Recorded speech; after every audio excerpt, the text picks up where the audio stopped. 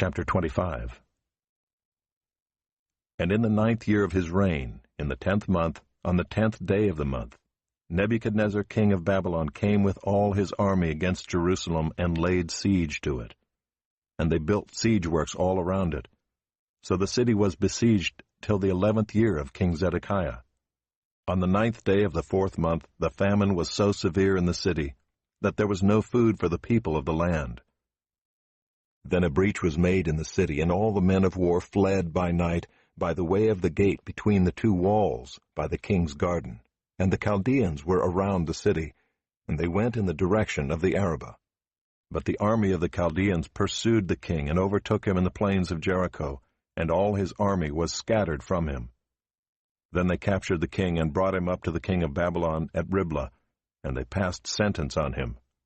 They slaughtered the sons of Zedekiah before his eyes, and put out the eyes of Zedekiah, and bound him in chains, and took him to Babylon.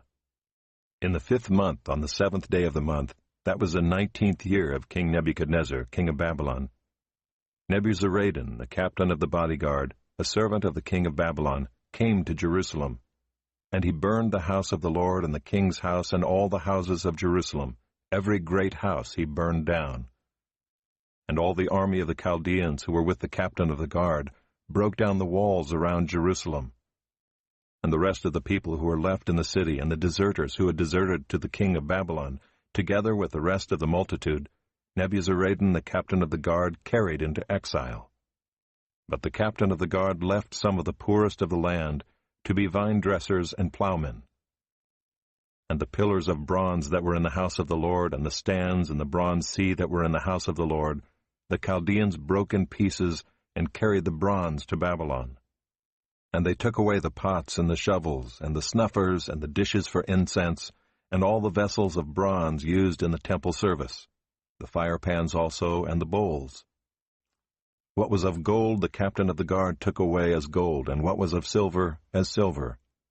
As for the 2 pillars, the one sea, and the stands that Solomon had made for the house of the Lord, the bronze of all these vessels was beyond weight. The height of the one pillar was 18 cubits, and on it was a capital of bronze. The height of the capital was 3 cubits. A latticework and pomegranates, all of bronze, were all around the capital. And the 2nd pillar had the same, with the latticework. And the captain of the guard took Seraiah the chief priest, and Zephaniah the 2nd priest, and the 3 keepers of the threshold, and from the city he took an officer who had been in command of the men of war, and 5 men of the king's council who were found in the city, and the secretary of the commander of the army who mustered the people of the land, and 60 men of the people of the land who were found in the city. And Nebuzaradan the captain of the guard took them and brought them to the king of Babylon at Riblah. And the king of Babylon struck them down and put them to death at Riblah in the land of Hamath. So Judah was taken into exile out of its land.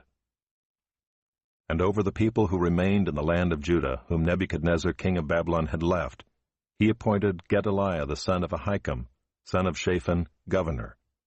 Now when all the captains and their men heard that the king of Babylon had appointed Gedaliah governor, they came with their men to Gedaliah at Mizpah, namely, Ishmael the son of Nethaniah, and Johanan the son of Kareah, and Seraiah the son of Tanhumeth the Netophathite, and Jaazaniah the son of the Maacathite. And Gedaliah swore to them and their men, saying, Do not be afraid because of the Chaldean officials. Live in the land, and serve the king of Babylon, and it shall be well with you. But in the 7th month, Ishmael the son of Nethaniah, son of Elishama, of the royal family, came with 10 men, and struck down Gedaliah, and put him to death, along with the Jews and the Chaldeans who were with him, at Mizpah. Then all the people, both small and great, and the captains of the forces arose and went to Egypt, for they were afraid of the Chaldeans. And in the 37th year of the exile of Jehoiakim king of Judah, in the 12th month, on the 27th day of the month, Evil-Merodach, king of Babylon, in the year that he began to reign, graciously freed Jehoiakim king of Judah from prison. And he spoke kindly to him and gave him a seat above the seats of the kings who were with him in Babylon. So Jehoiakim put off his prison garments, and every day of his life he dined regularly at the king's table, and for his allowance a regular allowance was given him by the king, according to his daily needs, as long as he lived.